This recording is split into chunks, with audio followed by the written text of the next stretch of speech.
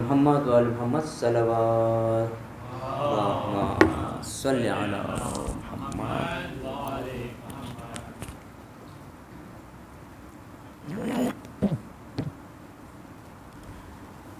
مجھ کو تنہا نہ کبھی چھوڑ کے جانا بابا، مجھ کو تنہا نہ کبھی چھوڑ کے جانا بابا، مجھ کو محمل میں بھلے، مجھ کو محمل میں بھلے تم نہ بٹھانا بابا، مجھ کو تنہا نہ کبھی چھوڑ کے جانا بابا، مجھ کو تنہا نہ کبھی چھوڑ کے جانا بابا. گر خطا مجھ سے ہوئی ہے تو خطا معاف کرو، گر خطا مجھ سے ہوئی ہے تو خطا معاف کرو، مار ڈالے نہ مجھے، مار ڈالے نہ مجھے آپ کا جانا بابا، مجھ کو تنہا نہ کبھی چھوڑ کے جانا بابا، مجھ کو تنہا نہ کبھی چھوڑ کے جانا بابا. دیکھ تیار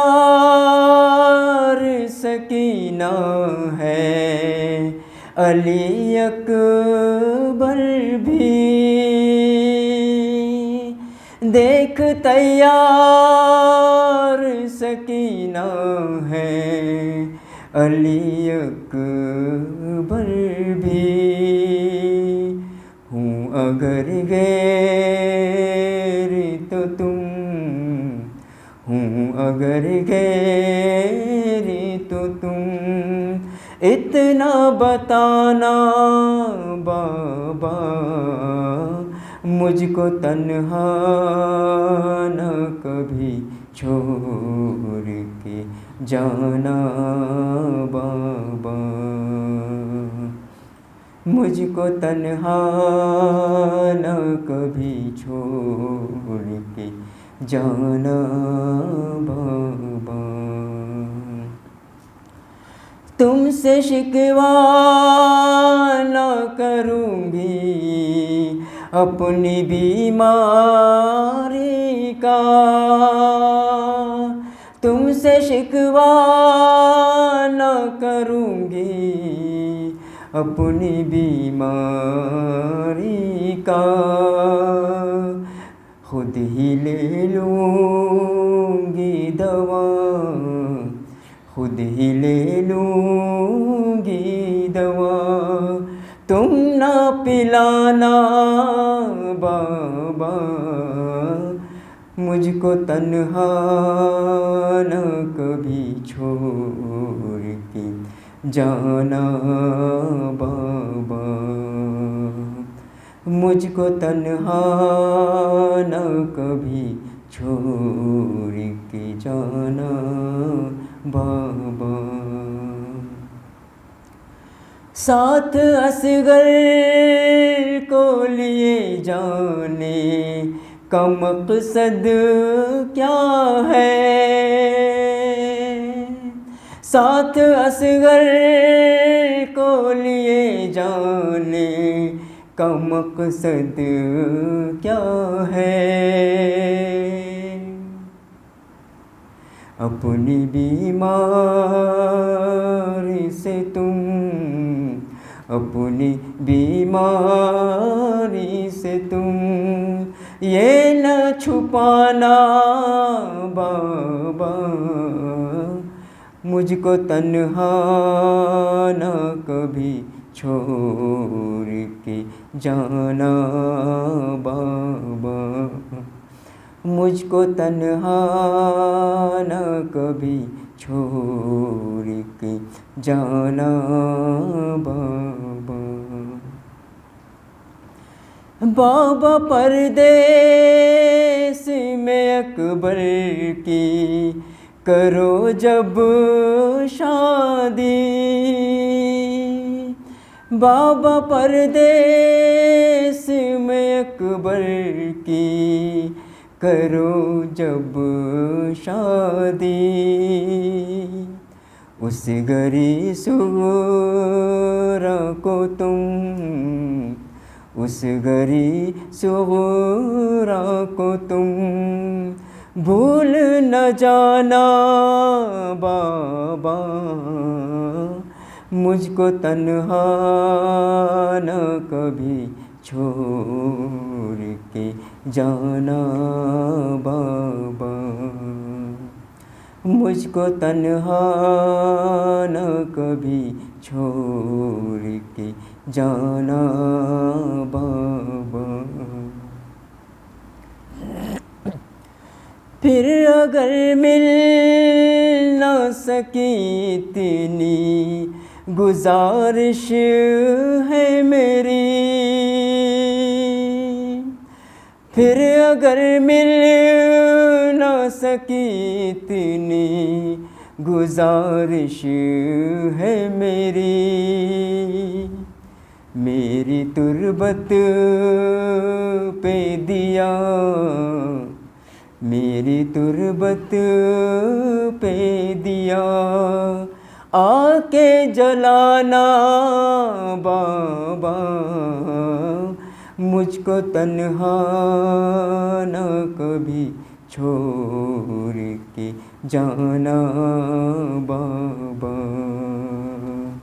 مجھ کو تنہا نہ کبھی چھوڑ کے جانا بابا۔ کارواں جب یہ چلا کر بو بلا اے یاور، کارواں جب یہ چلا کر بو بلا اے یاور،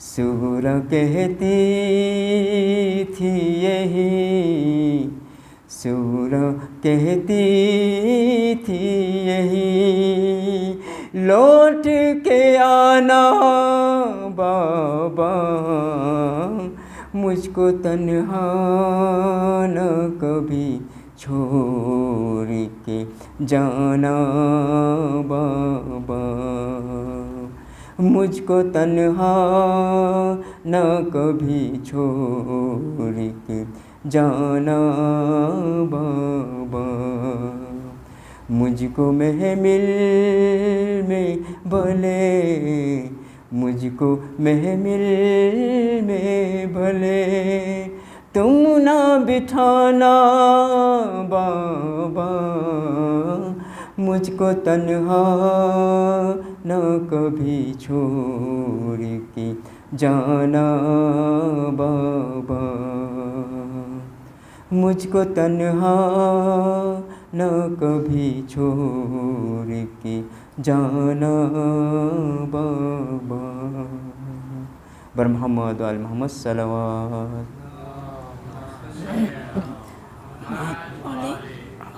رحم اللہ من یقرأ الفاتحہ۔ بسم اللہ الرحمن الرحیم، الرحمن الرحیم مالک یوم الدین، ایاک نعبد و ایاک نستعین، اہدنا الصراط المستقیم، صراط الذین انعمت علیہم غیر المغضوب علیہم ولا الضالین۔ بسم اللہ الرحمن الرحیم، قل هو اللہ احد اللہ الصمد لم یلد ولم یولد ولم یکن له کفوا احد بسم اللہ الرحمن الرحیم قل هو اللہ الصمد ولم یکن له کفوا احد بسم اللہ الرحمن الرحیم قل هو اللہ الصمد ولم یکن له کفوا احد اللهم اغفر للمؤمنين والمؤمنات والمسلمين والمسلمات الأحياء منهم والأموات اللهم تابع بيننا وبينهم بالخيرات إنك مجيب الدعوات إنك على كل شيء قدير برحمتك يا أرحم الراحمين اللهم صل على محمد وآل محمد اعوذ باللہ من الشیطان اللعین الرجیم بسم اللہ الرحمن الرحیم الحمد للہ الذی یخلق ولم یخلق ویرزق ولا یرزق ویطعم ولا یطعم ثم الصلاة والسلام على عبدك ونبيك وصفيك ورسولك وخيرتك من الخلق أبي القاسم محمد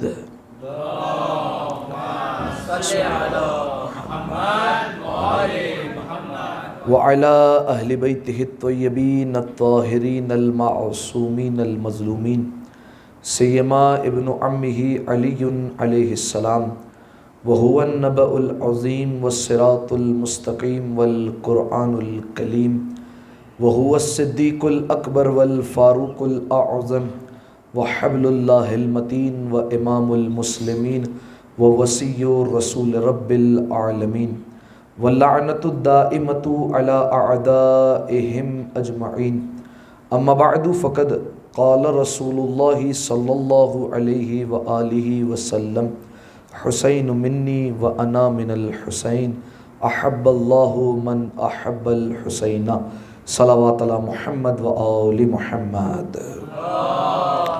اللہم صلی علی محمد وآل محمد دعائے سلامتی امام زمانہ بسم اللہ الرحمن الرحیم اللہم كل وليك الحجة ابن الحسن صلواتك عليه وعلى آبائه في هذه الساعة وفي كل ساعة وليا وحافظا وقائدا وناصرا ودليلا وعينا حتى تسكنه أرضك طوعا وتمتعه فيها طويلا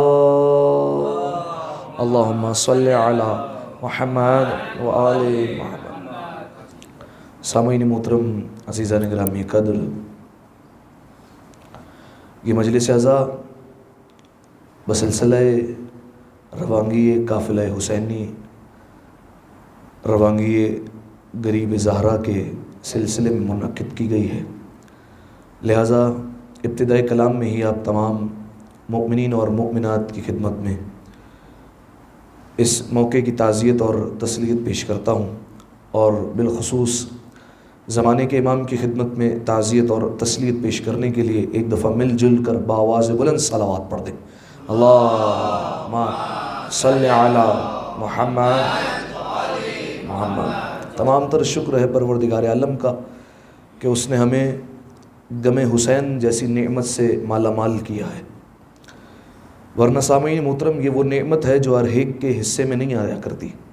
یہ پروردگار عالم نے خاص بندوں کا انتخاب کیا ہے، ان کی جھولی ہی میں غم حسین جیسی نعمت کو ڈالا ہے، اور یقیناً آپ تمام افراد میری اس بات کی تائید کریں گے کہ یہ غم جو پروردگار عالم نے ہمیں نعمت کے طور پر دیا ہے، یہ ہمیں اپنے غموں سے زیادہ پیارا ہے۔ اور اس کی دلیل یہ ہے کہ آپ دیکھیے کہ جب کبھی بھی کسی عاشق اہل بیت، کسی محب اہل بیت علیہ السلام سے عشق رکھنے والے کے گھر میں اگر کہیں فوتگی ہو جاتی ہے کہیں اگر بالفرض کسی کا بابا دنیا سے چلا گیا تو وہ اپنے بابا پر بعد میں روتے ہیں، پہلے حسین کے بابا کا غم مناتے ہیں۔ اگر خدا نخواستہ کسی کی ماں دنیا سے چل بسی تو وہ اپنی ماں کو بعد میں روتے ہیں، پہلے حسین کی ماں کا غم مناتے ہیں۔ اگر کسی کی بہن چلی گئی تو وہ حسین کی بہنوں پر گریہ کرتے ہیں۔ اگر کسی کا بھائی چلا گیا تو وہ حسین کے بڑے بھائی حسن مجتبیٰ کا ماتم کرتے ہیں۔ اگر کسی کا چھوٹا بھائی چلا گیا تو ابوالفضل عباس کا ماتم کر لیتے ہیں۔ اگر کسی کا جوان بیٹا چلا گیا تو علی اکبر پر ماتم کر لیتے ہیں۔ اگر کسی کا بچہ چلا گیا تو علی اصغر پر رو لیتے ہیں، بیٹی چلی گئی تو سکینہ پر رو لیتے ہیں۔ تو یہ دلیل ہے اس بات کی کہ ہمیں اپنے غم سے زیادہ امام حسین علیہ السلام کا غم پیارا ہے۔ ہم اس غم کو ہمیشہ سے ترجیح دیتے ہیں اور پروردگار عالم کا شکر کرتے ہیں، اور شکر اس لیے کرتے ہیں کیونکہ پروردگار عالم نے ہی قرآن میں کہا ہے کہ لئن شکرتم لازیدنکم، اگر تم شکر کرتے رہو گے تو میں اضافہ کرتا رہوں گا۔ اور ہم تو چاہتے ہیں کہ یہ غم حسین میں اضافہ ہوتا رہے، ہم دن بھر حسین پر روتے رہیں، ہم تو یہی چاہتے ہیں۔ لہٰذا سامعین محترم، شکر ہے اس کا کہ پروردگار عالم نے ایسی نعمت دی، اور تمام ان مواقعوں کے لیے شکر کہ پروردگار عالم نے ہمیں سال بھر میں اتنے مواقع عطا فرمائے کہ ہم امام حسین علیہ السلام پر بہانے سے رو سکتے ہیں۔ آپ دیکھیے یہ جو تاریخ جس کو ہم منا رہے ہیں، جس کے لیے ہم یہاں پر جمع ہوئے ہیں، 28 رجب کی شب، یعنی جس دن امام حسین علیہ السلام روانہ ہوئے ہیں، یہ تاریخ ہر جگہ نہیں منائی جاتی۔ آپ جا کر دیکھیے گا، ایسا نہیں ہے کہ ہر جگہ اس تاریخ پر مجلس ہو رہی ہیں، یہ فقط اور فقط پاک و ہند میں اس تاریخ کو منایا جاتا ہے۔ آپ کو پاکستان کے مومنین، ہندوستان کے مومنین اس تاریخ پر غم مناتے ہوئے ملیں گے، ماتم کرتے ہوئے ملیں گے، یا فقط ان ممالک میں آپ کو غم مناتے ہوئے نظر آئیں گے جہاں پر پاک و ہند کے ہی لوگ بستے ہیں، جہاں پر بالفرض جیسے ہم یہاں پر موجود ہیں، پاک و ہند کے افراد موجود ہیں، ہم نے یہاں پر آ کر بسیرا ڈالا ہوا ہے، لہٰذا ہم اس تاریخ کو منا رہے ہیں۔ ورنہ آپ جا کر اہل عراق سے پوچھیں کہ کیا ان کے ہاں ایسی کوئی تاریخ ہے، کیا وہ اس تاریخ کو مناتے؟ تو جواب نفی میں ملے گا آپ کو کہ نہیں، وہ اس طریقے کی تاریخ نہیں مناتے۔ ہاں، عراق میں جو طالب علم ہے، جو پاکستانی طلاب ہے، جو انڈین طلاب ہیں، وہ مناتے ہیں اس تاریخ کو، لیکن کیا عراقی کلچر ہے؟ کیا اہل عراق اس تاریخ کو مناتے؟ ایسا نہیں ہے، بلکہ خود ہمارے ایک مولانا نے، ہمارے استاد بھی، انہوں نے تصدیق کی اس بات کی کہ ان کے پاس عراق کا ایک شخص آیا اور جس وقت ان کے ملک میں پہنچا تو 28 رجب تھی، کہا کہ میں مجلس سے خطاب کرنے کے لیے جا رہا ہوں۔ تو بڑا حیرت زدہ ہوا کہ مجلس سے خطاب، آج کون سی تاریخ ہے کہ آپ مجلس پڑھنے کے لیے جا رہے ہیں؟ کیا کوئی ایصال ثواب کی مجلس ہے؟ کہا نہیں، ایصال ثواب کی مجلس نہیں ہے، بلکہ امام حسین علیہ السلام کے قافلے کی روانگی ہے، اس لیے مجلس کرنے جا رہے ہیں۔ تو اس نے سلام کیا دونوں ہاتھوں سے اور کہا کتنے خوش نصیب ہیں آپ کہ آپ نے اس تاریخ کو بھی غم کے لیے مقرر کیا ہوا ہے اور آپ اس تاریخ پر بیٹھ کر غم مناتے ہیں۔ کہا ہمارے یہاں عراق میں ایسی کوئی چیز نہیں ہے کہ ہم 28 رجب کو الگ سے مجلس کرتے ہوں۔ کہا بس محرم الحرام کا جب چاند نکلتا ہے تو ہمارا طریقہ کار یہ ہوتا ہے کہ ہم اس میں روانگی امام حسین علیہ السلام کا تذکرہ ضمناً کر دیتے ہیں، لیکن الگ سے ہمارے یہاں کوئی مجلس نہیں ہوتی۔ کہا یہ آپ خوش نصیب ہے کہ پروردگار عالم نے آپ کو یہ نعمت دی ہے کہ آپ الگ سے ایک تاریخ مقرر کرتے ہیں، یعنی 28 رجب جس پر مولا نکلے، اور اس پر آپ غم مناتے ہیں۔ تو پروردگار عالم کا جتنا شکر کیا جائے کم ہے کہ یہ نعمت پروردگار عالم نے ہمارے حصے میں رکھی ہے۔ ایک دفعہ صلوات پڑھے مل کر باہوا سے بلند، اللہم صلی علی محمد وآل محمد۔ بس سامعین محترم، آج کی اس مجلس عزا کے لیے جس حدیث مبارکہ کو میں نے آپ کے سامنے پڑھا وہ انتہائی شہرِ آفاق حدیث ہے، اور مجالس حسین کے طفیل الحمدللہ یہ حدیث سب کو یاد ہے، ہر ایک کو یہ حدیث حفظ ہے کہ رسول اللہ نے فرمایا حسین منی وانا من الحسین۔ کیا کہنے؟ صلوات پڑھے مل کر ایک دفعہ، اللہم صلی علی محمد۔ لیکن سامعین محترم، اس سے قبل کہ اس حدیث پر ہم باقاعدہ طور پر گفتگو کریں، میں ضمناً مقدمتاً آپ کے سامنے ایک بات رکھتا ہوں اور تمہیداً ایک بات کرنا چاہتا ہوں۔ دیکھیے سامعین محترم، پروردگار عالم نے جب ہمیں دنیا میں بھیجا، اور یقیناً اس کا بھیجنے کا مقصد ہے، تو اس نے دنیا میں جب ہمیں بھیجا تو ہمیں اکیلا نہیں بھیجا، بلکہ اس نے ہمارے رشتے خلق کیے ہیں، اس نے ہمارے رشتہ دار بنائے ہیں، کچھ لوگوں کو ہمارے رشتوں کے ساتھ مخصوص کر دیا ہے کہ دیکھو یہ تمہارا باپ ہے، یہ تمہاری ماں ہے، یہ تمہارے بیٹے ہیں، یہ تمہارا بھائی ہے، یہ تمہاری بہن ہے۔ اس نے رشتے بنائے ہیں۔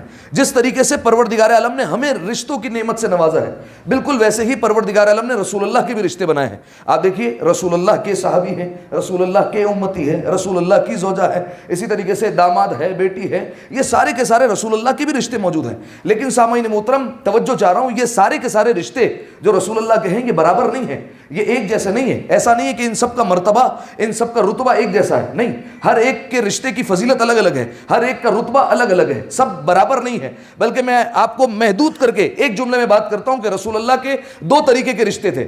ایک وہ رشتہ دار تھے جن کا تعلق امت سے ہے، ایک وہ رشتہ دار ہے جن کا تعلق اہل بیت سے ہے، لیکن آپ جانتے ہیں کہ امت اور اہل بیت یہ کبھی بھی برابر نہیں ہو سکتے، ان دونوں کا رتبہ کبھی بھی ایک جیسا نہیں ہو سکتا۔ اب میں یہاں پر مدد لیتا ہوں خطیب اکبر مولانا مرزا اطہر صاحب، جو ہندوستان کے مومنین ہیں وہ جانتے ہیں، ان سے واقف ہے، ان کی شخصیت کو سے واقف ہے، میں ان کا جملہ آپ کے سامنے رکھتا ہوں۔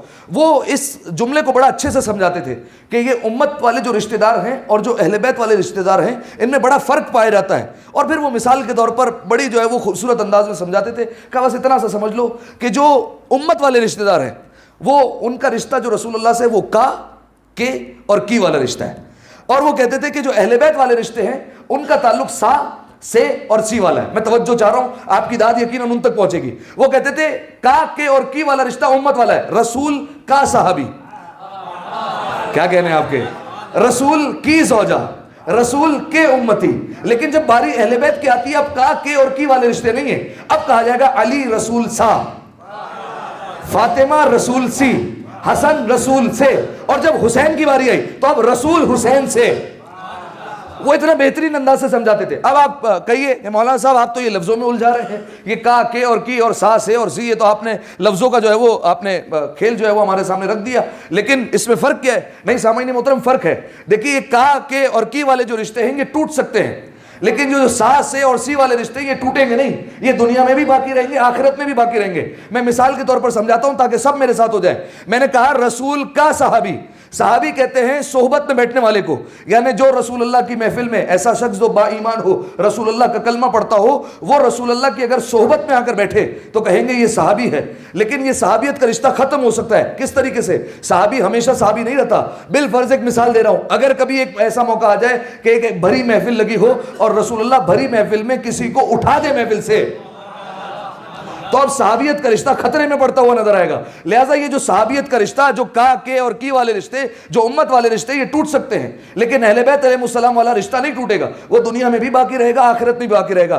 دلیل کے طور پر اپنی کتابوں سے نہیں، اہل سنت کی کتاب سے ایک روایت پیش کرتا ہوں، ہماری کتاب میں بھی یہ مل جائے گا، لیکن اہل سنت کی کتاب سے آپ کے سامنے پیش کرتا ہوں کہ جب رسول اللہ نے ہجرت کی، کل کی مجلس میں عرض کیا تھا آپ کے سامنے کہ بلکہ پرسوں کی مجلس میں کہ جناب ابو طالب علیہ السلام جب اس دنیا سے جا رہے تھے تو رسول اللہ سے کیا کہہ کر گئے تھے؟ اے محمد اب مکہ چھوڑ دینا۔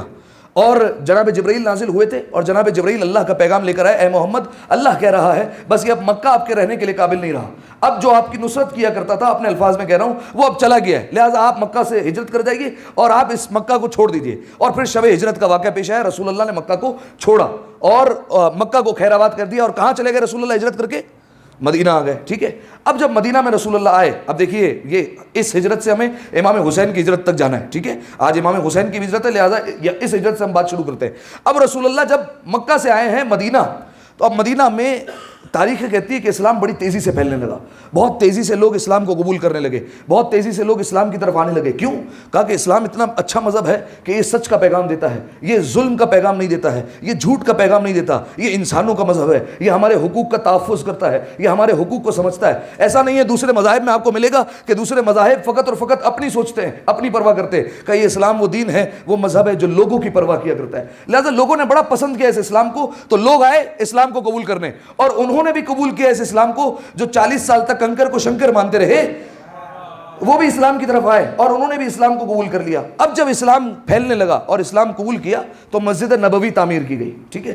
اچھا اب یہ آج کے زمانے میں تو آپ جائیں مسجد نبوی تو بڑی عالیشان مسجد بنی ہوئی ہے، لیکن اس زمانے میں ایسی مسجد نہیں تھی، صحیح ہے، ایک سادہ سی مسجد تھی، اور اس کے باہر بلکہ کچھ صحابہ بھی رہا کرتے تھے جن کے پاس رہنے کے لیے گھر نہیں تھا، وہ وہاں رہا کرتے تھے، ان کو کہا جاتا تھا اصحاب صفہ، یعنی ایک صفہ کہتے ہیں چبوترے کو، وہ چبوترے کے نیچے وہیں پر اپنا پڑاؤ ڈالے رکھے ہوئے ہوتے تھے اور وہیں پر رہتے تھے، ان کے لیے کوئی گھر ہی نہیں تھا، لہذا وہ وہیں پر رہتے تھے۔ مسجد نبوی ایک چھوٹی سی مسجد ہوا کرتی تھی، تو اب وہ لوگ وہاں پر آ کر جمع ہوتے تھے، رسول اللہ وہاں پر خطاب کرتے تھے۔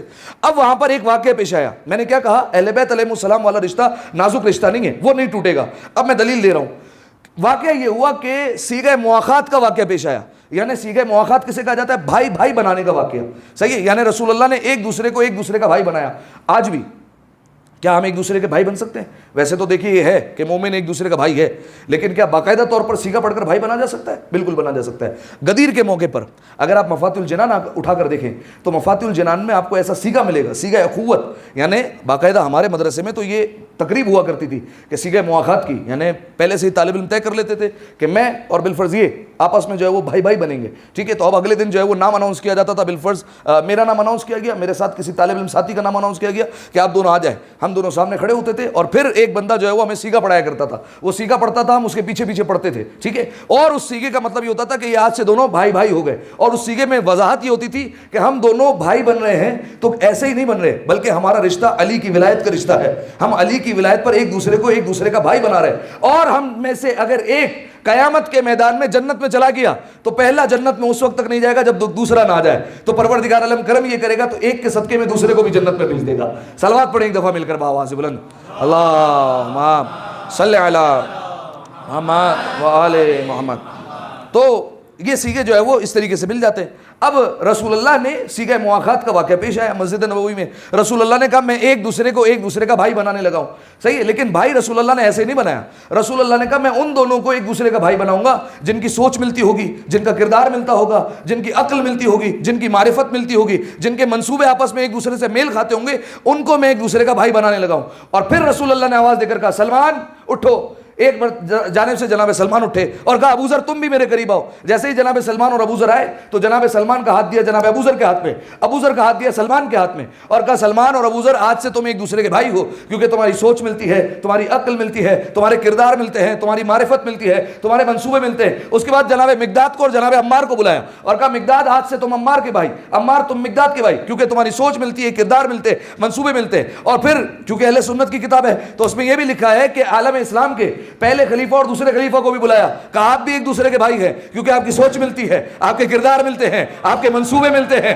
لہذا ہم دونوں نے آپ دونوں کو ایک دوسرے کا بھائی بنا دیا ہے۔ جیسے ہی رسول اللہ نے یہ سیگہ مواخات پڑھے اور ایک دوسرے کو ایک دوسرے کا بھائی بنایا تو روایت کے جملے ہیں، اہل سنت کی کتابیں کہتی ہے مسجد کے گوشے سے کسی کے رونے کی آواز آئی، رسول اللہ جو رحمت للعالمین ہے فوراً سوال کیا کون رو رہا ہے؟ کسی نے کہا یا رسول اللہ علی رو رہے ہیں۔ رسول اللہ اٹھے، مسجد کے گوشے میں گئے، کہا قم یا ابا تراب، اے ابو تراب اٹھو۔ رسول اللہ نے امیر المومنین کو اٹھایا، ابا کے دامن سے مٹی کو جھاڑا، ماتھے کو چوم کر کہا یا علی ما یبکی کا، اے علی میرے بھائی کیوں رو رہے ہو، کس بات نے تمہیں رلا دیا؟ کہا یا رسول اللہ آپ نے سب کو ایک دوسرے کا بھائی بنایا، آپ نے سلمان کو ابو ذر کا بھائی بنایا، مقداد کو عمار کا بھائی بنایا، یا رسول اللہ آپ نے مجھے کسی کا بھائی نہیں بنایا۔ رسول اللہ نے کہا اے علی اگر ان میں کوئی تجھ جیسا ہوتا، اگر ان میں کوئی تجھ جیسا ہوتا تو بھائی بناتا۔ اور اس کے بعد کہا یا علی انت اخی فی الدنیا والآخرہ، اے علی تو میرا دنیا میں بھی بھائی ہے، آخرت میں بھی بھائی ہے۔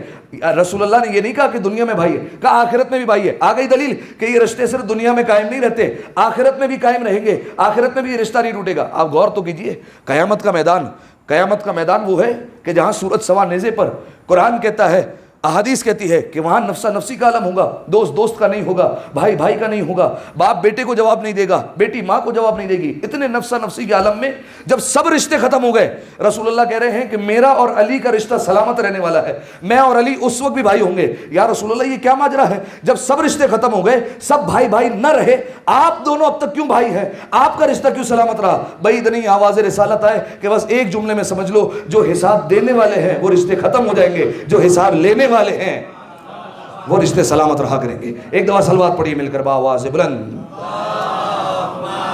اللہم صلی علی محمد وآل محمد۔ یہ رشتہ ہمیشہ سلامت رہنے والا ہے، یہ رشتہ کبھی نہیں ٹوٹے گا۔ اب انہی رشتوں میں سے ایک رشتہ رسول اللہ اور امام حسین علیہ السلام کا رشتہ ہے، ٹھیک ہے، نانا اور نواسے کا رشتہ۔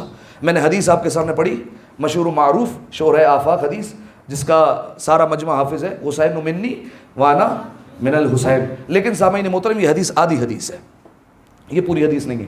ہمارے ہاں بعض احادیث کے ساتھ معاملہ بعض آیتوں کی طرح ہوا ہے۔ آپ دیکھیے قرآن مجید کی ایک آیت قُلْ لَا أَسْأَلُكُمْ عَلَيْهِ أَجْرًا إِلَّا الْمَوَدَّةَ فِي الْقُرْبَى، کیا یہ پوری آیت ہے؟ نہیں، یہ آدھی آیت ہے، آیت کا جز ہے، لیکن صرف اتنا حصہ مشہور ہو گیا تو ہم سمجھتے ہیں کہ یہ پوری آیت ہے، حالانکہ یہ پوری آیت نہیں ہے، اس کے آگے حصہ موجود ہے، جا کر دیکھیے گا۔ اسی طریقے سے بعض احادیث میں بھی یہ ہوا کہ اس کا ایک ٹکڑا مشہور ہو گیا تو ہم سمجھنے لگے یہی پوری حدیث ہے، حالانکہ وہ پوری حدیث نہیں ہے، بلکہ حدیث کا ٹکڑا اور بھی ہے۔ لہذا مکمل حدیث یہ ہے جو میں نے آپ کے سامنے پیش کی، حسین منی وانا من الحسین احب اللہ من احب الحسین، حسین مجھ سے ہے اور میں حسین سے ہوں۔ اگلا جملہ احب اللہ من احب الحسین، اس کا ترجمہ دو طریقے سے ہوتا ہے، میں نے اشارہ کیا تھا دو طریقے سے ترجمہ ہوتا ہے۔ اس طریقے سے کیسے دو طریقے سے ترجمہ ہوگا؟ کیونکہ علماء میں اختلاف پایا جاتا ہے۔ توجہ، بعض کہتے ہیں یہ جو اگلا جملہ ہے نا احب اللہ من احب الحسین، کہا کہ بعض علماء کہتے ہیں کہ یہ جملہ خبریہ ہے، اور بعض علماء کہتے ہیں یہ جملہ دعائیہ ہے۔ مشکل بات ہے لیکن آپ سمجھ جائیں گے انشاءاللہ۔ بعض کہتے ہیں جملہ خبریہ ہے، بعض کہتے ہیں جملہ دعائیہ ہے۔ کیا فرق ہے دونوں میں؟ جملہ خبریہ میں کیا ہوتا ہے؟ میں آپ کو بالفرض خبر دوں کہ باہر بارش ہو رہی ہے، یہ میں نے آپ کو کیا کہا؟ یہ خبر دی ہے، صحیح ہے؟ اب یہ خبر سچ بھی ہو سکتی ہے، غلط بھی ہو سکتی ہے، یہ میں نے آپ کو خبر دی، کوئی نیوز دی۔ تو بعض علماء کہتے ہیں کہ یہ جملہ خبریہ، تو جملہ خبریہ کا ترجمہ الگ ہوگا، اور بعض کہتے ہیں کہ نہیں جملہ دعائیہ ہے، یعنی رسول اللہ نے اس میں دعا کی ہے۔ اب میں دونوں ترجمے آپ کے سامنے رکھتا ہوں۔ اگر جملہ خبریہ کے تحت ترجمہ کیا جائے تو ترجمہ یہ ہوگا حسین مجھ سے ہے، میں حسین سے ہوں، اور اللہ اس کو دوست رکھتا ہے جو حسین کو دوست رکھتا ہے۔ اور دوسرا جملہ ہے دعائیہ، اس کا ترجمہ ایسا ہوگا، توجہ، کہ حسین مجھ سے ہے اور میں حسین سے ہوں، اے اللہ تو اس کو دوست رکھ جو حسین کو دوست رکھتا ہے۔ اب سامعین محترم، اب چاہے یہ جملہ خبریہ مانے چاہے دعائیہ مانے، ہمیں اتنا یقین ہے کہ کائنات کے رسول کی نہ خبر غلط ہوتی ہے نہ اس کی دعا رد ہوتی ہے۔ تو رسول اللہ نے نسخہ دے دیا، اگر چاہتے ہو کہ اللہ تم سے محبت کرنے لگے تو تمہیں چاہیے کہ تم حسین سے محبت کرنے لگ جاؤ۔ صلوات ہدیہ کریں مل کر بآواز بلند، اللہم صلی علی محمد۔ جزاکم اللہ۔ اب سامعین محترم، یہ جو حدیث ہے اس پر ایک اعتراض وارد ہوا ہے، اور ایک اعتراض کیا گیا کہ یہ حدیث جو ہے وہ غلط ہے۔ بعض لوگوں نے کہا حدیث کیوں غلط ہے؟ ایک تمہیداً ایک جملہ آپ کے سامنے بیان کرتا ہوں، ایک سوال پوچھتا ہوں، بتائیے ہمارے سامنے دو چیزیں اگر آ جائیں، ایک حدیث ایک قرآن، ایک قرآن کی آیت ہے ایک حدیث کا جملہ ہے، دونوں آپس میں ٹکرا رہے ہیں، حدیث کا مفہوم کچھ کہتا ہے، قرآن کا مفہوم کچھ اور کہتا ہے، کس کو ماننا ہے؟ کس کو مانیں گے؟ قرآن کو مانیں گے، سب کہہ دیجیے۔ ویسے یہاں سے جو سوال ہوئے بھاری ہو جاتا ہے، کس کو مانیں گے ہم؟ قرآن کو مانیں گے، ٹھیک ہے، یہ بات بالکل طے شدہ ہے۔ ایک مثال دے دیتا ہوں، قرآن کی آیت ہے وَوَرِثَ سُلَيْمَانُ دَاؤُدَ، کہ سلیمان نبی داؤد کے وارث بنے، صحیح ہے؟ تو یعنی ہمیں آیت نے سمجھایا کہ نبی وارث ہوتا بھی ہے، نبی وارث بنتا بھی ہے۔ اب اگر کوئی جاہل حدیث لے کر آ جائے کہ نحن معاشر الانبیاء لا نورث ولا نورث، کہ ہم انبیاء کے گروہ نہ وارث بنتے ہیں نہ وارث بناتے ہیں، تو پھر اس حدیث کا کیا کریں گے؟ دیوار پر مار دیں گے۔ کیوں؟ کیونکہ ہمیں معصوم نے ہی فرمایا ہے، معصوم نے کہا دیکھو اگر تمہارے سامنے قرآن اور حدیث دونوں آ جائے اور قرآن کچھ کہتا ہو حدیث کچھ کہتا ہو تو قرآن کو لے لینا، حدیث کو دیوار پر مار دینا، کیونکہ ہم دونوں الگ الگ نہیں ہو سکتے، قرآن صامت اور قرآن ناطق دونوں کی بات ایک ہوا کرتی ہے، لہذا تم قرآن کی بات لے لینا، ہم کبھی بھی ایسی بات نہیں کہیں گے جو قرآن سے ٹکرائے گی۔ تو اب یہ فارمولہ طے ہو گیا کہ اگر قرآن اور حدیث دونوں اکٹھا ہے اور دونوں کا مفہوم ٹکرا رہا ہو تو ہمیں کس کو لینا ہے؟ قرآن کو لینا ہے، حدیث کو ہمیں چھوڑ دینا ہے۔ اب آئیے، یہ حدیث جو ہے وہ رسول اللہ کہہ رہے ہیں کہ اللہ اس سے محبت کرتا ہے جو حسین سے محبت کرتا ہے۔ قرآن کی آیت بسم اللہ الرحمن الرحیم، قل ان کنتم تحبون اللہ فاتبعونی یحببکم اللہ۔ اللہ قرآن میں کہہ رہا ہے اے میرے حبیب ان سے کہہ دیجئے کہ اگر تم جو ہے وہ چاہتے ہو کہ اللہ تم سے جو ہے وہ محبت کرے تو تم کیا کرو؟ فاتبعونی، تو تم میری اتباع کرو، یعنی رسول کہہ رہے میری اطاعت کرو، صحیح ہے؟ یحببکم اللہ، تو اللہ بھی کیا کرے گا؟ تم سے محبت کرنے لگے گا، ٹھیک ہے؟ تم تو محبت کرتے ہو لیکن اگر تم چاہتے ہو اللہ تم سے محبت کرے تو تمہیں چاہیے تم رسول کی پیروی کرو، ٹھیک ہے؟ اب انہوں نے کہا حضور یہ باتیں تو دونوں ٹکرا رہی ہے، آپ خود غور کیجئے، قرآن کی آیت کہتی ہے کہ اگر اللہ کی محبت چاہیے تو رسول کی اتباع کرنی پڑے گی، اور حدیث کہتی ہے کہ اگر اللہ کی محبت چاہیے تو حسین سے محبت کرنی پڑے گی، تو یہ تو باتیں دونوں ٹکرا گئی، تو اب حدیث کو انکار کر دیں، قرآن کی آیت کو لے لیں۔ تو میں نے کہا یہ دونوں ٹکرا نہیں رہی ہے بلکہ دونوں ایک ہی بات ہے۔ قرآن کہہ رہا ہے رسول اللہ کی پیروی کرو، رسول کی پیروی کرو گے تو اللہ کی محبت ملے گی۔ اب جا کر دیکھتے رہو رسول اللہ نے حسین سے محبت کی ہے یا نہیں کی ہے، کبھی پشت پر بٹھایا، کبھی ناکے بن کر سوار کروایا، لہذا کیا یہ ساری کی ساری امام حسین علیہ السلام کی شان بیان نہیں کرتی ہے؟ تو رسول اللہ ایسا کر رہے ہیں، امام حسین سے محبت کر رہے ہیں، تو ہمیں بھی امام حسین سے محبت کرنی ہے۔ تو یہ آیت اور حدیث دونوں ٹکرا نہیں رہی ہے بلکہ دونوں کا مفہوم ایک ہی ہے۔ صلوات پڑھیں ایک دفعہ مل کر بآواز بلند، اللہم صلی علی محمد علی محمد۔ اب میں ایک نمونہ آپ کے سامنے بیان کرتا ہوں رسول اللہ کی محبت کا، اور یہ اس حدیث کا شان فرمان ہے، یعنی یہ حدیث رسول اللہ نے کس موقع پر بیان فرمائی وہ آپ کے سامنے بیان کرتا ہوں۔ اب یہ اگلا منظر جو میں آپ کو بتا رہا ہوں یہ سننا نہیں ہے، دیکھنا ہے، ٹھیک ہے؟ اور دکھ جائے تو پھر آواز سے آواز ملائیے گا۔ رسول اللہ ہے مسجد نبوی میں، ایک طرف ممبر ہے اور ایک طرف دروازہ ہے مسجد کا، ٹھیک ہے؟ درمیان میں سارے صحابہ بیٹھے ہوئے ہیں اور رسول اللہ ممبر پر بیٹھ کر خطاب کر رہے ہیں اور رسول اللہ احکام بیان کر رہے ہیں، شریعت کی باتیں ہو رہی ہیں، نماز کی باتیں ہو رہی ہوں گی، روزے کی باتیں ہو رہی ہیں، زکوٰۃ کے فلسفے پر بات ہو رہی ہے، حج کے اوپر گفتگو ہو رہی ہوگی، اسی طریقے سے کچھ کسی نہ کسی احکام شرعی موضوع پر بات ہو رہی ہوگی۔ لہذا رسول اللہ بیٹھ کر یہ بیان فرما رہے ہیں، سارے مجمع کی نگاہیں ہیں رسول اللہ کے چہرے پر، یا جملہ بدل کر کہتا ہوں سب اس کو دیکھ رہے ہیں جس نے کہا ہے علی کا چہرہ دیکھنا عبادت ہے، سب اس کو دیکھ رہے ہیں، مسلسل نگاہیں ہیں رسول اللہ کے چہرے پر۔ سامنے ہے دروازہ، رسول اللہ خطاب کر رہے ہیں، اتنے میں مسجد کے دروازے میں علم کے شہر کے دروازے کا بیٹا داخل ہوا، یعنی امام حسین علیہ السلام آ گئے۔ رسول اللہ نے امام حسین کو دیکھا، امام حسین نے رسول کو دیکھا۔ رسول اور نانا اور نواسے میں بے انتہا محبت پائی جاتی ہے، لہذا امام حسین علیہ السلام دوڑے رسول اللہ کی طرف، اپنے نانا کو دیکھ کر دوڑے۔ جیسے ہی دوڑے تو یہ جو ابا کا دامن تھا یہ پیروں کو کعبہ سمجھ کر لپٹ گیا۔ بڑی مشکل باتیں کر رہا ہوں میں، یہ پیروں میں دامن الجھ گیا۔ جیسے ہی الجھا تو امام حسین علیہ السلام پر زمین پر تشریف لائے، گویا زمین نے امام حسین علیہ السلام کے بوسے لیے، ٹھیک ہے؟ اب امام حسین علیہ السلام جب گرے تو رسول اللہ نے اپنا خطاب چھوڑا اور رسول اللہ دوڑتے ہوئے ممبر سے اترے اور امام حسین علیہ السلام کو گود میں اٹھایا، پیار کیا اور دوبارہ ممبر پر لے کر آئے اور اپنے زانوں پر بٹھا لیا، اور پھر رسول اللہ نے بات کو دوبارہ آغاز کیا۔ ایک سوال یہ ہے کہ جب امام حسین علیہ السلام گرے تو کیا اتنے سارے صحابہ بیٹھے ہوئے تھے، کوئی اٹھا نہیں امام حسین علیہ السلام کو اٹھانے کے لیے؟ ایک سوال ہے ہمارا بھائی، بالفرض میں مثال دیتا ہوں، اگر یہاں پر کوئی بزرگ عالم دین خطاب کر رہے ہوں، ان کا کوئی بیٹا بھتیجا یہاں پر بیٹھا ہو اور وہ بالفرض جو ہے وہ اس دروازے سے داخل ہو، اب جو ہے وہ درمیان میں وہ دیکھے کہ وہ گر گیا ہے، تو کیا وہ مولانا تقریر چھوڑ کر اتریں گے؟ نہیں، بلکہ کوئی بھی ان کا چاہنے والا ہوگا اٹھا کے بٹھا دے گا کہ بھائی یہ مولانا کا بیٹا ہے، صحیح ہے؟ اب ہونا کیا چاہیے تھا، کوئی بھی صحابی اٹھا لیتا، لیکن کسی نے کیوں نہیں اٹھایا؟ رسول اللہ ہی کیوں بڑھے؟ اب دیکھیے اس کے 2-3 جواب ہو سکتے ہیں، صحیح ہے؟ پہلی بات تو یہ کہ دیکھیں کیوں نہیں اٹھایا امام حسین علیہ السلام کو؟ اٹھا لینا چاہیے تھا۔ اگر آپ یہ کہیں کہ حضور اس لیے نہیں اٹھایا ہوگا کیونکہ امام علی علیہ السلام کے بیٹے نا حسین، تو کئی ایسے لوگ تھے کہ جن کے دل میں علی کا بغض موجود تھا، لہذا علی کا بیٹا ہے تو نہیں اٹھایا۔ تو سامعین محترم دیکھیے، اگر آپ یہ کہیں گے تو رسول اللہ نے یہ بھی تو کہا ہے کہ حسین میرا بیٹا ہے، صحیح؟ تو رسول کا بیٹا سمجھ کر اٹھا لیتے، کیوں آگے نہیں بڑھے؟ دوسری بات، اگر آپ کہتے ہیں کہ چلے بغض رکھنے والے تھے تو وہاں پر سلمان بھی تو ہوں گے، ابو ذر بھی تو ہوں گے، مقداد بھی تو بیٹھے ہوں گے، عمار بھی تو بیٹھے ہوں گے، ان میں سے کوئی اٹھتا اور اٹھا لیتا حسین کو، لیکن ان میں سے بھی کوئی نہیں اٹھا۔ آپ کہہ سکتے قبلہ ہو سکتا ہے اس دن کوئی آیا نہیں ہو، صحیح ہے؟ اب یہ جو ہے وہ یہاں کی مجلس تھوڑی ہے کہ جو ہے وہ بالفرض نہ آئے یہاں پر، وہ تو رسول اللہ کا پیغام چل رہا ہے، وہ تو اماموں کے بھی سردار ہیں، وہ بات ایسی کرتے ہیں کہ لوگوں کا دل کھنچا چلا آتا ہے، لہذا رسول اللہ جو ہے وہ کیسے ہو سکتا ہے کہ خطاب کریں اور سلمان ابو ذر جیسے اصحاب نہ ہو؟ تو یہ بات بھی سمجھ میں نہیں آتی۔ ایک بات سمجھ میں آتی ہے، وہ بات یہ ہے کہ سارے صحابہ ان میں سے کچھ امام حسین علیہ السلام کو لینے کے لیے اٹھے بھی ہوں گے، امام حسین جب گرے ہوں گے، توجہ چاہ رہا ہوں، اٹھے بھی ہوں گے، لیکن رسول اللہ نے خود اشارہ کر دیا ہوگا بیٹھ جاؤ، اور خود گئے ہوں گے اور خود اٹھایا ہوگا۔ کیوں؟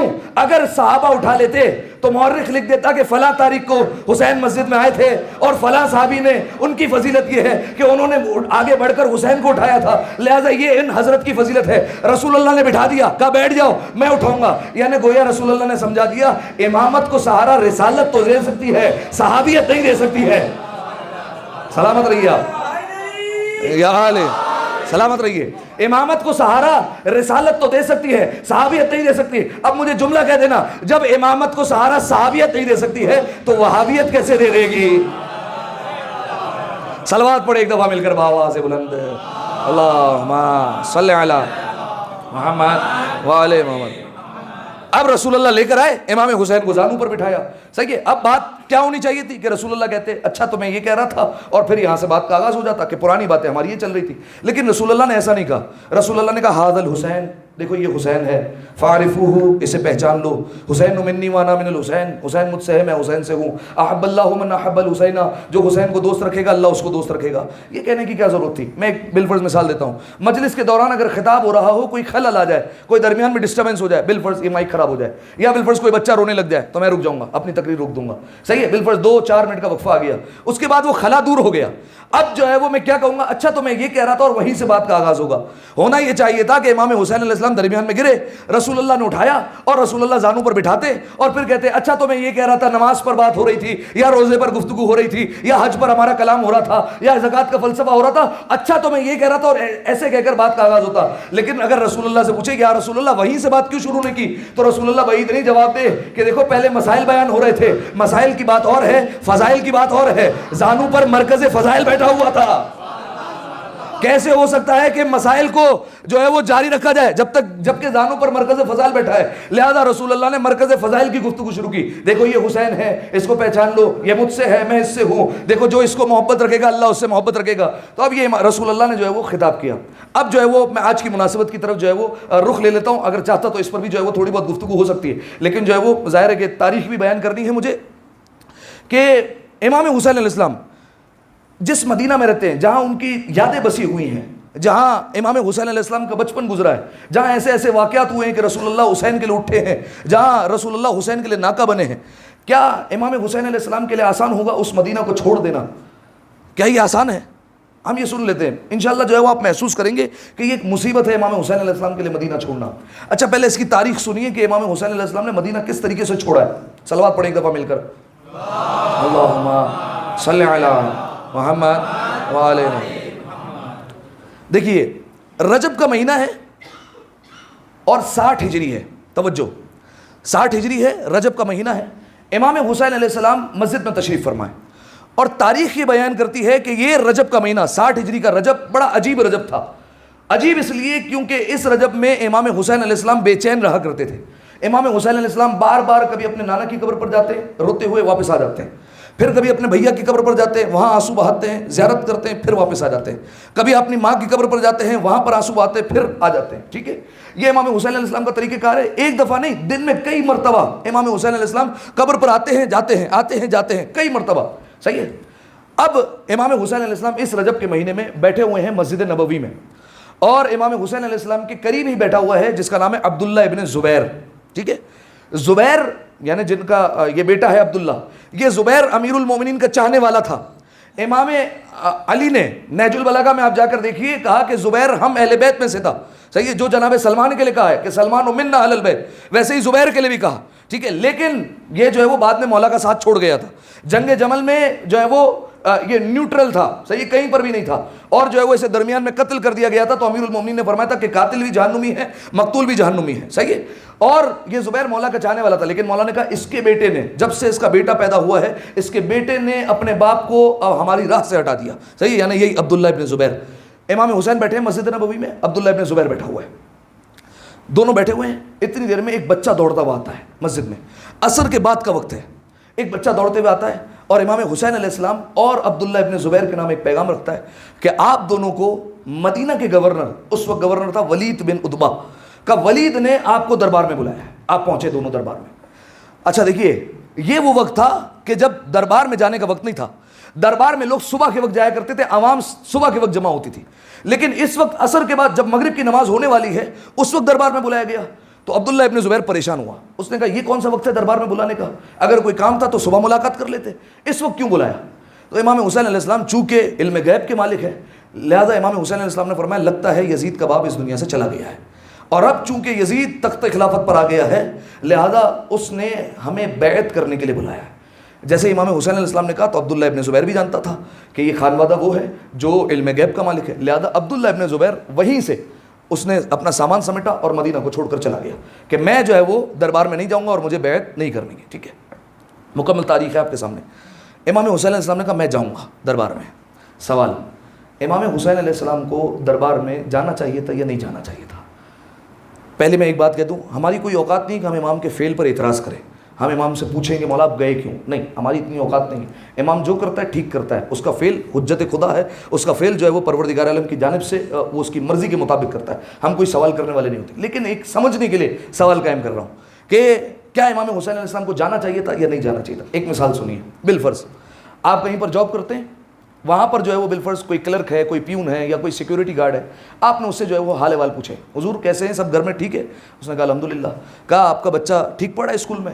کہا اسکول کی کہاں بات کریں, اسکول اتنا مہنگا ہے, پڑھائی اتنی مہنگی ہے, ہماری اتنی تنخواہ ہے, ہم اپنے بچے کو پڑھا بھی نہیں سکتے.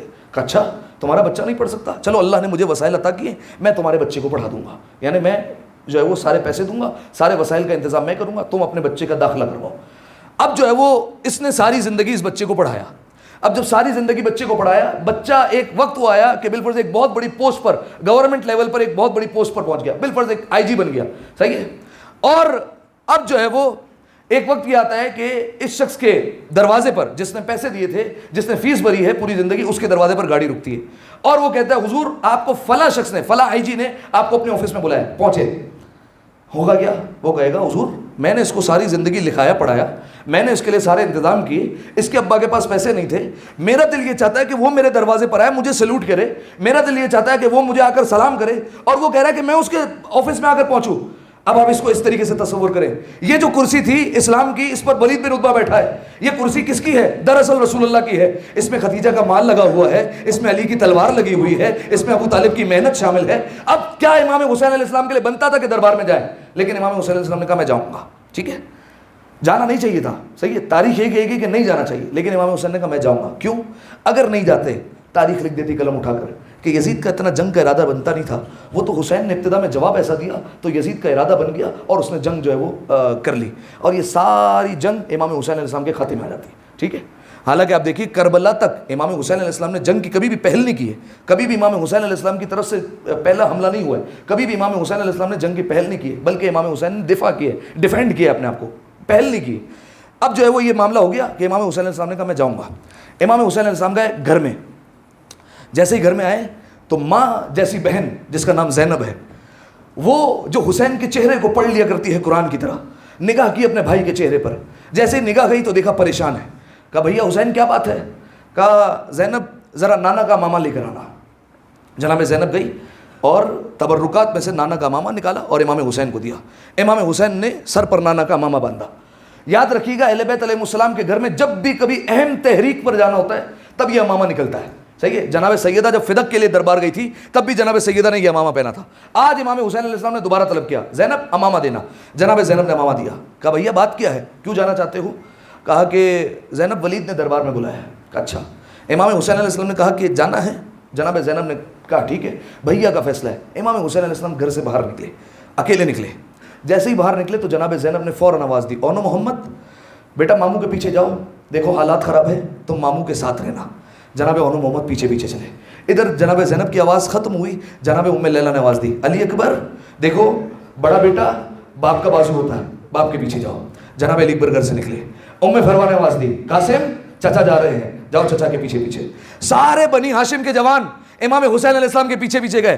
ہر ایک کو کہا گیا تم پیچھے جاؤ. ایک جوان ایسا تھا جس کو کہنے کی ضرورت نہیں تھی کہ حسین گھر سے نکلے ہیں تم پیچھے چلاؤ. ادھر حسین نے گھر سے قدم باہر رکھا, عباس نے اپنا اگلا قدم حسین کے قدموں پر رکھا اور حسین کے پیچھے پیچھے چل پڑے. عباس حسین کے اشاروں کو سمجھتا ہے, عباس حسین کی باتوں کو سمجھتا ہے, عباس حسین کے چہرے کو پڑھ سکتا ہے. لہذا ادھر امام حسین علیہ السلام چلے, سارے بنی ہاشم کے جوان چلے. ایسا لگ رہا ہے مدینہ میں کہکشاں اتر آئی ہے. سارا بنی ہاشم کا یہ چھوٹا سا لشکر مدینے کی گلیوں سے گزر رہا ہے. سارے لوگ کاروبار چھوڑ چھوڑ کے, تاریخ کے جملے, کاروبار چھوڑ چھوڑ کے بنی ہاشم کے چہروں کی زیارت کر رہے ہیں. کیا ہو گیا ہے کہ یہ کہکشاں اتر آئی ہے زمین پر, اتنے خوبصورت چہرے سارے کے سارے آج زمین پر ایک ساتھ جا رہے ہیں, وہ کیا بات ہو گئی ہے؟ اب آپ سوچیے بنی ہاشم اتنے خوبصورت, جن کی خوبصورتی اتنی مشہور, اس میں بھی اگر کسی کو کمرے بنی ہاشم کہا جائے, اگر کسی کو چاند کہا جائے. دیکھیے سامعین محترم, اگر بالفرض جو ہے وہ کہیں پر سارے غریب رہتے ہوں, تھوڑے سے پیسے کسی کے پاس آ جائیں, اس کو امیر کہا جائے گا, ٹھیک ہے, لیکن سارے پیسے والے ہوں, اس میں پیسے والا ہونا یہ کمال ہوا کرتا ہے. اگر بالفرض کسی ایک ایسے علاقے میں ہو جہاں خوبصورتی کا رواج نہ ہو, وہاں ایک جو ہے وہ ہم جیسا بھی چلا جائے گا, بولے گا کیا خوبصورت بندہ ہے. لیکن جہاں پر سارے ہی رہتے خوبصورت ہو, جہاں سب کے سب چاند ہو, اس خاندان میں اگر کسی کو چاند کہا جائے تو کتنا خوبصورت ہوگا. یعنی میں کہنا یہ چاہ رہا ہوں جہاں پر رسول اللہ جیسے ہو, جہاں پر امیر کائنات ہو, جہاں علی اکبر ہو, وہاں پر اگر کسی کو کہا جا رہا ہے کمرے بنی ہاشم. یہ 18 بنی ہاشم کا لشکر یہ چلا ہے ولید کے دربار کی طرف. ولید کے دربار کی طرف بڑھا. امام حسین علیہ السلام نے دربار میں پہلا قدم رکھا. بنی ہاشم کے افراد کو مولا نے اشارہ کیا کہ عباس سب کو لے کر یہیں پر کھڑے رہو, میں اندر جاتا ہوں, اور عباس جب میری آواز بلند ہو جائے تب تم دربار کے اندر آ جانا, اس سے پہلے عباس نہ آنا. جناب عباس نے قبول کیا. امام حسین علیہ السلام گئے, دربار کا دروازہ بند کر دیا گیا. امام حسین گئے تو دربار میں صرف اور صرف دو افراد, کیونکہ یہ وہ وقت ہے جب دربار میں کسی کو آنے کی اجازت نہیں ہے, صرف 2 افراد ہیں. کون کون ہے؟ ایک ولید ابن عتبہ جو گورنر ہے وہ بیٹھا ہے, اور ایک مروان یہ بیٹھا ہوا ہے. یہ دونوں بیٹھے ہوئے ہیں, اس کے علاوہ کوئی بھی نہیں ہے. اب جو ہے وہ امام حسین علیہ السلام پہنچے اور امام حسین نے ولید سے کہا کیسے بلایا مجھے, کیوں یاد کیا گیا مجھے؟ تو ولید نے کہا کہ خط آیا ہے شام سے اور یزید کا باپ اس دنیا سے چلا گیا ہے. ٹھیک ہے, اچھا آپ ابھی ہمیں نے تاریخ منائی ہے 22 رجب, صحیح ہے. کہا کہ یہ جو ہے وہ یزید کا باپ جو ہے وہ اس دنیا سے چلا گیا. اچھا کیا ہونا چاہیے تھا؟ امام حسین علیہ السلام کو کیا کہنا چاہیے تھا؟ یہاں پر بڑی خوشی کا اظہار کرتے, صحیح ہے. کیوں؟ امام حسین علیہ السلام جانتے ہیں کہ یہ جو دنیا سے گیا یہ کون ہے؟ جس نے اسلام کے خلاف سازشیں کی, جس نے میرے بابا پر کئی عرصے تک تبرہ کروایا ہے, جس نے میرے بابا کو قتل کروایا ہے, جس نے میرے بھیا کو زہر دلوایا ہے, یہ وہ ہے. ہونا کیا چاہیے تھا؟ خوشی ہونی چاہیے تھی.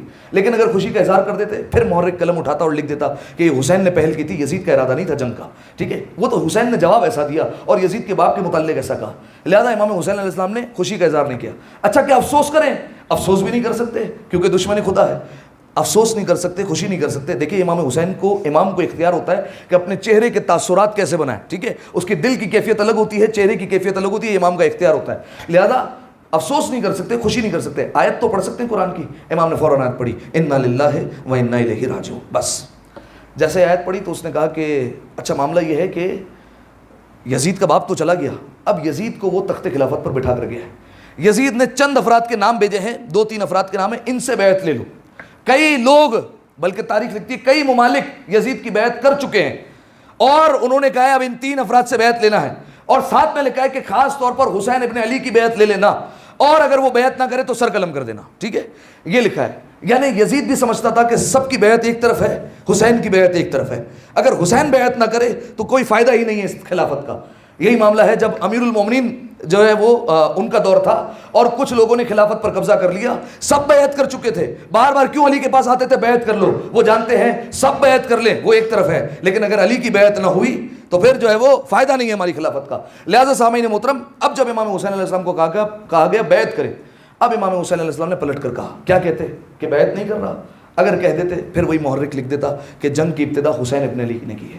امام حسین علیہ السلام نے کہا ولید کیا بیعت کا معاملہ اتنا ہلکا معاملہ ہے کہ تو اس وقت جس وقت دربار میں کوئی بھی نہیں ہے اس وقت مجھ سے بیعت لے رہا ہے؟ ایک کام کر, صبح ہو لینے دے, صبح مسجد میں سب کے سامنے تو یہ بات رکھنا اور بیعت کا سوال رکھنا, اینا احق بالخلافہ, پھر دیکھیں گے کہ خلافت کے لیے کون زیادہ حقدار ہے, میں یا یزید. اس کے بعد فیصلہ کیا جائے گا. امام حسین علیہ السلام یہ کہہ کر پلٹے. اب امام حسین علیہ السلام جب جا رہے ہیں تو یہ ولید کے جو برابر میں بیٹھا تھا جس کا نام تھا مروان, اس نے کہا ولید تو جو ہے وہ حماقت نہ کرنا, حسین کو جانے نہ دینا. اگر حسین یہاں سے چلے گئے تو دیکھ پھر واپس ہاتھ نہ آئیں گے اور بیعت نہ لے سکے گا تو, یا تو بیعت لے لے یا سر قلم کر دے. یہ مروان نے جیسے کہا. اب امام حسین علیہ السلام جلال میں پلٹے. اب اگر خاموش رہتے تو مورخ لکھ دیتا کہ فاتح خیبر کے بیٹے نے کوئی جواب نہیں دیا. اب امام حسین علیہ السلام نے کہا یا ابن الزرقاء, او بدکارہ کے بیٹے, او بدکارہ کا بیٹے, انا اہل بیت النبوہ و معدن الرسالہ و مختلف الملائکہ و محبد الوحی. تو کس سے مقابلہ کر رہا ہے؟ تو ہمیں یزید سے ملا رہا ہے. سن, ہم اہل بیت نبوت ہے, ہم وہ ہے جس کے گھر سے رسالت چلی ہے, ہمارے گھر پر فرشتے آتے ہیں, ہمارے گھر پر وحی کا نزول ہوتا ہے, اور تو اس سے بیعت کا مقابلہ کر رہا ہے, مجھے اس سے ملا رہا ہے. شارب الخمر, جو شرابیں پیتا ہے, قاتل النفس المحرمہ, جو شریف لوگوں کا قتل کر دیتا ہے, اور جو بندروں سے کھیلنے والا ہے, اور جو اپنے دربار میں کتوں اور بندروں سے کھیلا کرتا ہے, اس سے ہمارا مقابلہ کر رہا ہے. سن, مثلی لا یبایع مثلا, مجھ جیسا اس جیسے کی بیعت نہیں کر سکتا. امام نے یہ نہیں کہا کہ میں اس کی بیعت نہیں کر سکتا, کہا مجھ جیسا اس جیسے کی بیعت نہیں کر سکتا. اب آپ دیکھیے اس جملے کا مطلب کیا ہوا کہ جب چوتھے امام کو قید کر کے شام کے دربار میں لایا گیا, اس بدبخت نے مولا کے ہاتھ میں ہتھکڑیاں ڈال دی, پیروں میں بیڑیاں ڈال دی, گلے میں توق ڈال دیا, کمر میں لنگر ڈال دیا, لیکن اس میں یہ جرت نہیں ہے کہ سوال بیعت کر سکے, کیونکہ جانتا ہے اس کا باپ کہہ کے جا چکا ہے مجھ جیسا اس جیسے کی بیعت نہیں کر سکتا. صلوات پڑھے مل کر بآواز بلند, اللہم صلی علی محمد وعلی محمد. اگر جاگ رہی تو ایک دفعہ جاگتی ہوئی صلوات پڑھ دیں, اللہم صلی علی محمد وعلی محمد. سلامت رہیے.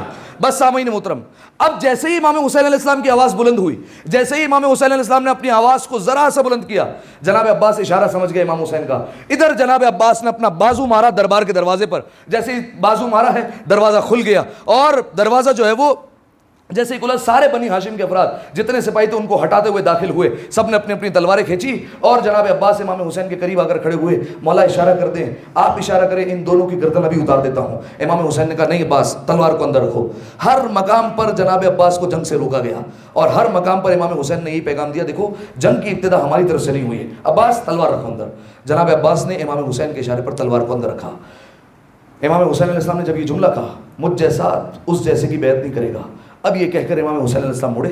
سارے بنی ہاشم کے افراد مولا کے پیچھے پیچھے دربار سے نکلے اور امام حسین علیہ السلام گھر پر پہنچے. ابھی گھر پر پہنچے ہیں، گھر کے دروازے پر ماں جیسی بہن انتظار کر رہی ہے کہ کیا ہوا دربار میں. امام حسین علیہ السلام آئے، جناب زینب نے چہرے کے تاثرات پڑھے اور اپنے بھائی کا استقبال کیا، گھر میں لے کر گئی. امامہ لیا نانا کا. امام حسین علیہ السلام نے امامہ دیتے ہوئے کہا زینب یہ امامہ لے لو، لیکن یہ امامہ پھر میں تم سے مانگوں گا. اور جناب زینب نے امامہ لے کر رکھ دیا. اور اس کے بعد جناب زینب نے کہا کیا ہوا دربار میں؟ تو فوراً جو ہے وہ کہا گیا کہ اے بہن، دربار میں مجھ سے بیعت کا سوال کیا گیا ہے، مجھ سے کہا گیا ہے کہ بیعت کر لو. فوراً کہا گیا کہ اے حسین تمہارا کیا ارادہ ہے، تم نے کیا سوچا ہے؟ امام حسین علیہ السلام نے کہا زینب سفر کرنے کا ارادہ ہے. جناب زینب نے فوراً اشارہ لیا، کہا وہی سفر. اب کوئی سمجھے یا نہ سمجھے، جناب زینب سمجھ گئی کس سفر کی بات ہو رہی ہے. کہا ہاں وہی سفر جس کا ہم نے وعدہ کیا ہوا ہے، اسی سفر پر جانا ہے. کہا ٹھیک ہے زینب، کوئی گھبرانے کی بات نہیں ہے، زینب بھی تمہارے ساتھ سفر کرے گی. اور جانتے ہیں اب یہ شرائط میں تھی، جناب زینب کا جب عقد ہوا ہے جناب عبداللہ ابن جعفر طیار کے ساتھ، تو امیر المومنین نے اس عقد میں شرط رکھی ہے، اے عبداللہ زینب کو میں تمہاری زوجیت میں دے رہا ہوں، لیکن یاد رکھنا جب حسین سفر پر نکلیں گے تو زینب کو ساتھ جانے دینا، ایسا نہ ہو زینب کو روک لو تم، ٹھیک ہے. اور یہی وجہ ہے کہ جب جناب زینب روانہ ہوئی تھی اور مکہ کے رستے میں جب ایک جگہ پڑاؤ ڈالا تو جناب عبداللہ ابن جعفر طیار آئے، کیونکہ شروع میں جب قافلہ نکلا ہے تو جناب اون و محمد ساتھ نہیں تھے، ٹھیک ہے، یہ جناب اون و محمد بعد میں شامل ہوئے. جب مکہ کے رستے پہ قافلہ رکا ہے تو جناب عباس نے آ کر کہا اپنے مولا سے اور کہا کہ مولا جناب زینب کے شوہر آئے ہیں، عبداللہ ابن جعفر طیار. الگ سے خیمہ لگا، جناب زینب آئی اپنے شوہر سے ملنے. ایک جملہ کہا عبداللہ اگر آپ مجھے واپس لینے آئے تو زینب چلے گی، لیکن یاد رکھنا زینب زندہ نہیں جائے گی بلکہ زینب کا جنازہ جائے گا. بس سامعین محترم یہ جملہ کہا اور اس کے بعد جناب عبداللہ نے کہا نہیں اے زینب آپ کیسی باتیں کر رہی ہیں، میں آپ کو واپس لے جانے نہیں آیا ہوں، بلکہ میں تو آپ کے جد کی حدیث پر عمل کرنے آیا ہوں. کہا کون سی حدیث؟ کہا آپ کے جد نے کہا ہے کہ جب بھی سفر پر جایا کرو تو صدقہ دے دیا کرو. کہا یہ 2 بچے لایا ہوں اون و محمد، اگر کبھی حسین پر وقت پڑے تو ایک کو میری طرف سے قربان کرنا، ایک کو اپنی طرف سے قربان کرنا، یہ صدقہ ہے. اور جناب عبداللہ نے دیا، ٹھیک ہے. تو یہ وجہ تھی. اب امام حسین علیہ السلام سمجھ گئے کہ زینب کا ساتھ ہے. اب جناب زینب نے ایک موقع وہ آیا، اب اس واقعے کو، اب دیکھیے ہر بات تاریخ میں نہیں ہوتی، ہر باتیں آپ کو تاریخ کے پنوں پہ نہیں ملے گی لکھی ہوئی کہ ایسا ایسا ہوا ہے. علامہ منتظر عباس نقوی خدا ان کے درجات بلند کرے، وہ اس کو پورا اس طریقے سے بیان کرتے تھے کہ یقیناً ایسا ہی ہوا ہے. اور یقیناً آپ اگر سنیں تو ایسا ہی لگتا ہے کہ بالکل چونکہ پہلے سے ہی وعدہ ہو چکا تھا کہ ایک سفر پر جانا ہے تو ایسا ہی ہوا ہوگا. ایک وقت آیا جناب زینب نے امام حسین کو بلایا، اے بھیا حسین آؤ بیٹھو، سفر پر جانا ہے تو سفر سے پہلے منصوبہ بندی کرنی چاہیے، سفر سے پہلے پلاننگ کرنی چاہیے، آؤ بیٹھ کر منصوبہ کر لیتے ہیں کہ سفر پر ہمیں کیا کیا کرنا ہے. امام حسین علیہ السلام نے کہا کہ زینب کربلا کا ارادہ ہے. امام حسین علیہ السلام نے جیسے ہی کہا جناب زینب نے کہا کہ اے حسین اگر کربلا آپ کا میدان ہے، زینب کا میدان شام ہے. کہا کہ آپ کی فوج میں بھی کچھ لوگ ہوں گے، میری فوج میں بھی کچھ لوگ ہوں گے، آپ کربلا فتح کریں گے، زینب شام فتح کرے گی. اے حسین اگر آپ کی فوج میں علی اکبر ہے تو میری فوج میں ام لیلا ہے، اگر آپ کی فوج میں قاسم ہے تو میری فوج میں ام فروا ہے، اگر آپ کی فوج میں رباب ہے تو میری فوج میں سکینہ ہے. اے حسین اگر آپ کی گود میں علی اصغر تیر کھائے گا تو میری گود میں سکینہ تماچے کھائے گی. آپ کربلا کا میدان سنبھالیے، میں شام کا میدان سنبھالتی ہوں. اے حسین آپ نے کیا ارادہ کیا ہے سفر کے بعد؟ کہا زینب ارادہ یہ ہے کہ کربلا پہنچ کر نانا کے دین کی خاطر اپنا سر قربان کر دوں گا، اپنی جان دے دوں گا، اپنا خون بہا دوں گا. جناب زینب نے بڑے فخری انداز میں کہا علی کے لال ہو، علی کے بیٹے ہو، ہونا بھی ایسے ہی چاہیے اور ہونا بھی یہی چاہیے کہ اسلام کے نام پر تم قربانی دو. لہذا حسین اگر تم علی کے بیٹے ہو تو میری رگوں میں بھی اسی علی کا خون ہے. اگر تم اپنا سر قربان کرو گے زینب اپنی چادر قربان کرے گی. فرق یہی ہے تمہارے سر پر بابا کا ماما ہے، میرے سر پر ماں کی چادر ہے. اگر تم سر دے دو گے زینب چادر دے دے گی. یہ زینب کا وعدہ ہے. बस अज़ादारों, ये भाई और बहन में मनसूबा बंदी हो रही थी, अचानक से ज़ैनब ने एक और सवाल कर लिया, भैया आपकी फ़ौज का अलमबरदार कौन होगा? इमाम हुसैन ने कहा, ए ज़ैनब, अली का बेटा अब्बास मौजूद है, शेर जरी है, जिसको बाबा ने करबला के लिए ही मांगा था। अब्बास ने ही सबको सिखाया है, अब्बास ने ही सबको जंग करना सिखाई है, उनसे बेहतर कोई अलमदार नहीं हो सकता, लिहाजा अब्बास मेरी फ़ौज का अलमबरदार होगा। ज़ैनब ने कहा, भैया एक अलमबरदार मुझे भी चाहिए। कहा कि तुम किसे अलमबरदार मुंतखब करती हो? कहा, देखो हुसैन, अलम फरेरे वाला है तुम्हारा, और अलमबरदार मर्द ही होता है, मुझे भी एक मर्द की ज़रूरत होगी जो मेरा अलमबरदार बने। कहा, ज़ैनब तुम अलमबरदार किसको चुनती हो? कहा, हाँ हुसैन, देखो अलम तो फरेरे वाला होता है, लेकिन मेरी फ़ौज का अलम मुख्तलिफ है। मेरी फ़ौज का अलम फरेरे वाला नहीं होगा, बल्कि ऊँटों की मेहारे होगी। कोई एक मर्द होना चाहिए जो मेहारे ले लेकर आगे आगे चलता रहे, एक एक दरबार में, एक एक बाज़ार में हमें ले लेकर जाए। कहा, अच्छा किसे इंतखाब करती हो? तुम जिसको इंतखाब करोगी मैं उसे तुम्हारे हवाले कर दूंगा। कहा कि मैं सैयद सज्जाद का इंतखाब करती हूँ, मुझे सज्जाद चाहिए, सज्जाद को मैं अपना अलमबरदार मुंतखब करती हूँ, वो मेहारे ले लेकर हमें जगह जगह लेकर जाएगा। कहा ठीक है, मंसूबा बंदी हो गई। अब यहाँ पर जब मंसूबा बंदी हुई, अब सामान सफ़र बांधा जाने लगा और तैयारी हुई सफ़र की कि इमाम हुसैन अलैहिस्सलाम अब सफ़र के लिए रवाना होंगे। सामईन मोहतरम, कई बातें ऐसी होती हैं जो हम सुन लेते हैं फ़कत और फ़कत, लेकिन उसे महसूस नहीं कर पाते हैं। हम कितनी दफ़ा सुनते हैं, हमें कितने आज मैसेजेस आए होंगे, कितने अशार आए होंगे, कितने स्टेटस लोगों ने लगाया होगा कि हुसैन करबला से निकल रहे हैं, लेकिन सामईन मोहतरम याद रखिएगा, ये हुसैन के लिए मदीना छोड़ना बड़ा मुश्किल है। आप समझिए गोया हुसैन की रूह निकल रही है जब हुसैन मदीना को छोड़ रहे हैं। आसान नहीं है। एक मिसाल दूँ ना आपको तो आप समझेंगे। देखिए सामईन मोहतरम, अगर बिलफर्ज आप किसी मुल्क में रहते हो, आप वहाँ का, आपका वहाँ पर बचपन गुजरा हो, आपकी यादें वहाँ पर बसी हुई हो, सब कुछ आपका वहाँ पर हो, अगर आपको ज़बरदस्ती उधर से निकाला जाए और कहा जाए कि छोड़ दो अपने माँ बाप की कब्रें और यहाँ से निकल जाओ, कितना मुश्किल होगा। एक और मिसाल समझे, ये आपके लिए ज़्यादा आसान होगा महसूस करना। आप सब करबला गए होंगे, खुदा आप सबको करबला और जाना नसीब फरमाए। आप जब वहाँ पर जाते हैं, इमाम हुसैन अलैहिस्सलाम की ज़ियारत पर क्या कैफियत होती है, जो जा चुके हैं वो मेरी तस्दीक करेंगे। जब इमाम हुसैन अलैहिस्सलाम की ज़ियारत पर जाते हैं तो इंसान का दिल नहीं चाहता कि हुसैन का हरम छोड़े। अजरुकुम अल्लाह, अजरुकुम अल्लाह। ज़रा शहजादी आपको कोई गम ना दे, आज से करबला की कहानी का आगाज़ हो रहा है। बस सामईन मोहतरम, दिल नहीं चाहता कि करबला को छोड़े, हरम को छोड़े। जैसे जैसे दिन गुजरता जाता है, हुसैन के हरम में ज़्यादा बैठने का दिल करता है। अब ज़्यादा वक्त बिता रहे हैं मौला के हरम में, और एक वक्त ऐसा आता है कि जब आखिरी दिन रह जाता है, जब आखिरी दिन होता है ना, अब ज़ाहिर से बर्दाश्त नहीं होता, चीखे मार मार कर हुसैन के हरम में रोता है, अलविदाई ज़ियारत पढ़ता है। और जब एक वक्त आता है कि अब जाने का वक्त हो गया, अब ऐसा हो रहा होता है कि इसके जिस्म से रूह निकल गई है। अब हुसैन के हरम में जरी को देखकर उल्टे कदमों बाहर आता है, पुश्त नहीं करता, हुसैन की जरी को देखता रहता है, बार बार हाथ उठाता रहता है, बार बार सलाम करता रहता है। एक वक्त वो आता है कि जब जरी नजर नहीं आती, अब हुसैन के गुंबद को देखता है, हाथ उठाता जाता है। एक वक्त वो आता है कि जब गुंबद भी नजर नहीं आता, आखिरी बार गुंबद की तरफ देखकर बड़ी हसरत से हाथों को जोड़कर सजदा करके कहता है, मौला जा तो रहा हूं लेकिन वापस जरूर बुलाना, मौला, मौला छोड़ने का दिल नहीं कर रहा लेकिन वापस जरूर बुलाना। बस आज़ादारों जरा सोचिए, तसव्वुर कीजिए, जब एक ज़ाहिर के लिए हुसैन की कब्र छोड़ना इतना मुश्किल है, हुसैन के लिए कितना मुश्किल होगा अपनी नाना की कब्र छोड़ना, अपने भैया हसन की कब्र छोड़ना, अपनी माँ की कब्र को विदा करना कितना मुश्किल होगा। बस आज़ादारों, अब वो वक्त आया कि सफ़र करना है। एक रात पहले इमाम हुसैन अलैहिस्सलाम ने जनाब अब्बास को फहरिस्त दी, अब्बास ये मर्दों की फहरिस्त है, तुम पढ़कर सुना दो कौन कौन हमारे साथ जा रहा है। और ये फहरिस्त ज़रा ज़ैनब को दे देना कि मस्तूरात में वो पढ़कर सुना दे कि कौन कौन हमारे साथ जाएगा। जनाब ज़ैनब को फहरिस्त मिली, जनाब ज़ैनब ने सारी बीवियों को जमा किया और बताना शुरू किया। कहा, उम्मे फरवा आपका भी नाम है, आप भी हमारे साथ जाएंगे। उम्मे लैला आपको भी साथ जाना है। अम्मे रबाब आप भी हमारे साथ जाएंगे। सकीना आपका भी नाम है। उम्मे कुलसूम आपका भी नाम है। आज़ादारों, फहरिस्त खत्म हो गई, एक छोटी बच्ची का नाम नहीं आया। ये वो महसूस करे कि करबला जाने का इरादा कर लिया हो लेकिन आखिर में ना जा सके। आज़ादारों, हुसैन की बीमार दुख्तर जनाब फातिमा ज़ुहरा का नाम नहीं आया, बच्ची तड़प कर रह गई। जनाब ज़ैनब से कहा, फूफी अम्मा सब जा रहे हैं, फूफी अम्मा सबको ले जा रहे हैं, मेरा बाबा मुझे क्यों नहीं ले जाता। जनाब ज़ैनब ने कहा है फातिमा सुगरा, ए मेरी बच्ची तुम अभी बीमार हो, तुम इंतजार करो। बस अज़ादारो, जनाब फातिमा सुगरा ने सुना कि मुझे सब्र करना है, बच्ची ने पैगाम लिया। अज़ादारो, एक वक्त आया कि रात को सारा खानवादा सो गया। एक मरतबा जनाब फातिमा सुगरा रात के वक्त दौड़ती भी आई, अपनी फूफी ज़ैनब को उठाया। फूफी अम्मा, मेरा बाबा सबको लेकर जा रहा है, फूफी अम्मा मेरे बाबा से कहिए ना मुझे भी लेकर जाए। जनाब ज़ैनब ने कहा है सुगरा तुम बीमार हो, हम जाएंगे, बड़े जल्दी वापस आ जाएंगे। जनाब सुगरा ने रो कर कहा फूफी अम्मा मुझे पता है आप तो आ जाएंगी, मेरा बाबा नहीं आने वाला।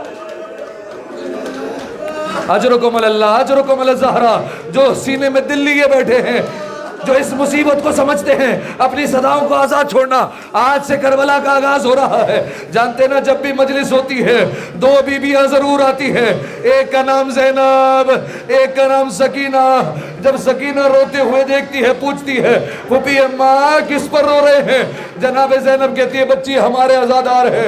सकीना नन्हे नन्हे हाथ रुखसारों पर रख कर कहती है फूफी अम्मा अगर ये रोते हैं कोई ने तमाचे तो नहीं मारता, कोई ताजियाने तो नहीं मारता, आवाजों को बुलंद करना हमारे रोने पर पाबंदी नहीं।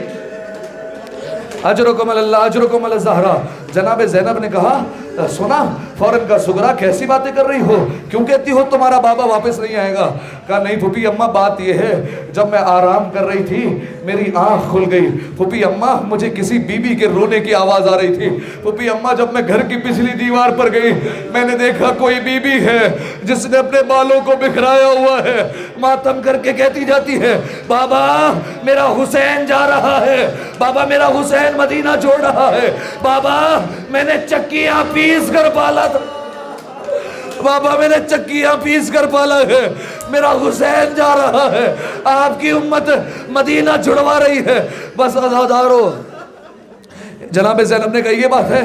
जनाब सुगरा का हाथ पकड़ा, लेकर आए इमाम हुसैन अलैहिस्सलाम के पास। हुसैन जब सबको लेकर जा रहे हो, अली असगर का भी नाम है, सकीना की भी नाम है, तो है हुसैन, सुगरा का क्या कसूर है? सुगरा को भी साथ लेकर चलते हैं।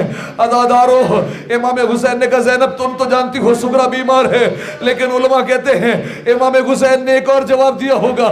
उलमा कहते हैं ज़ैनब मेरी हर औलाद किसी न किसी की शबी है, मेरा अकबर मेरी नाना की शबी है, मेरा अब्बास मेरे बाबा अली की शबी है, ए ज़ैनब फातिमा सुगरा मेरी माँ की शबी है। अरे हुसैन बर्दाश्त नहीं करता, अरे उसकी माँ की शबी बाजारों और दरबारों में। अजरुकुम अल्लाह, अजरुकुम अल ज़हरा। हाँ मेरे भाई मातम कर रहे हैं, खुदा उनको सलामत रखे, यही हक है, रोते जाइए, हुसैन की मज़लूमियत को याद कीजिए। बस अज़ादारो, अगला दिन नमूदार हुआ है। अज़ादारो, वो वक्त आया जब इमाम हुसैन अलैहिस्सलाम ने कब्रों से विदा करना शुरू किया। आखिरी दो रिवायतें पढ़ रहा हूँ। इमाम हुसैन ने कब्रों से विदा करना शुरू किया। आए नाना की कब्र पर, खुद को गिराया, नाना तेरा हुसैन जा रहा है, नाना जिस मदीने में तुम मेरे लिए नाका बना करते थे, नाना वो हुसैन मदीना छोड़ रहा है, नाना हुसैन के लिए मदीना छोड़ना बड़ा मुश्किल है। बस अज़ादारो, इमाम हुसैन ने नाना की कब्र से विदा किया। आए अपने भैया हसन की कब्र पर, खुद को गिराया, कहा भैया हसन इसी मदीने में हम खेला करते थे, लेकिन भैया अब हुसैन जा रहा है, वापस पलट कर नहीं आएगा। एक बार माँ की कब्र पर आए, खुद को गिराया, अम्मा तेरा हुसैन जा रहा है, अम्मा हुसैन पलट कर नहीं आएगा। अज़ादारो, उलमा कहते हैं जब हुसैन नाना की कब्र पर गए ऐसे चल रहे थे जैसे तीनों दुनिया का बादशाह चलता है। जब भैया की कब्र पर गए ऐसे चलकर जा रहे थे जैसे कोई बाइतमिनान चलता है। लेकिन जब माँ की कब्र देखी ऐसे दौड़े जैसे छोटा बच्चा अपनी माँ की आगोश में जाकर लिपट जाता है। हुसैन दौड़े, माँ की कब्र से लिपट गए, अम्मा तेरा हुसैन जा रहा है।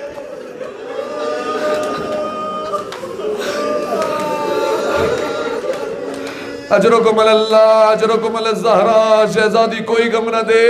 बस अज़ादारो, वो दिन आया जब रवांगी का दिन था। रावी कहता है मैं मोहल्ला बनी हाशिम में आया, कहता है मोहल्ला बनी हाशिम में मैंने देखा एक हुजूम लगा हुआ है।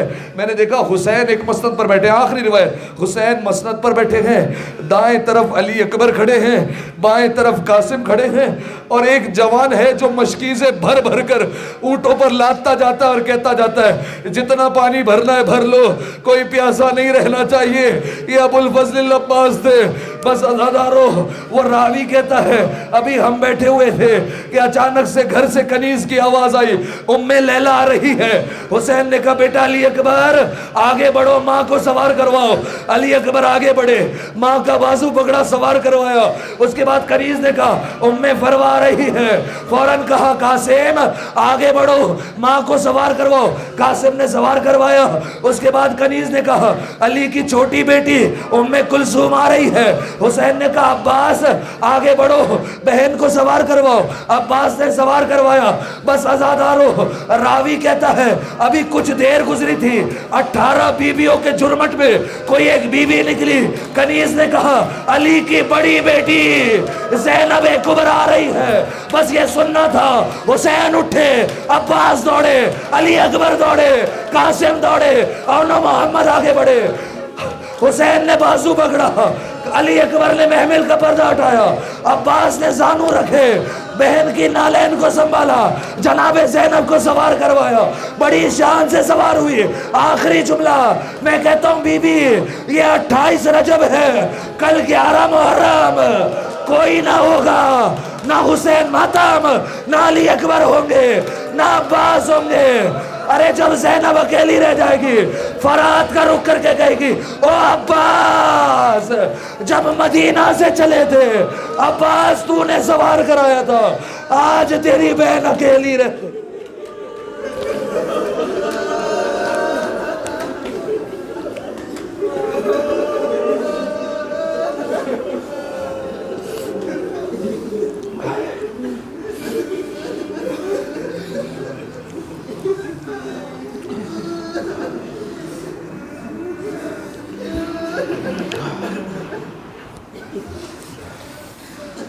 لعنت اللہ علی القوم الظالمین وسيعلم الذین ظلموا أي منقلب ينقلبون۔